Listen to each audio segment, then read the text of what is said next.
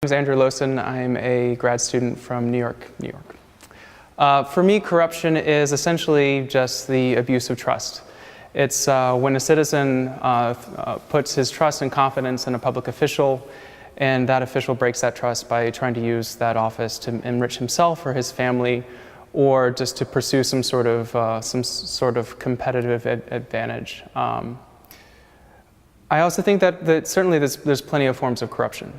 We can see corruption in private industry, corruption in the public sector.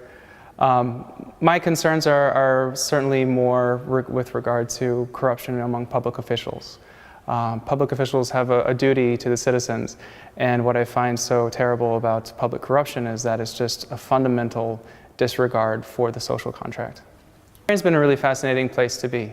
I think Ukraine's just a country that is really struggling now with the legacy of corruption. One of the challenges for Ukraine is going to be to reconstruct the political system that it has, overcoming a rather violent legacy of corruption. When the citizens were challenging a president and holding him to account for corrupt acts, a lot of people spilled their blood in Kiev. And so now the challenge for Ukraine that I see is really going to be to try to reinvent a political system, and while a lot of the same people that were part of it before are still in power. Certainly nobody is without, nobody is completely clean, unfortunately, but it's maintaining the progress that I think is going to be the biggest challenge.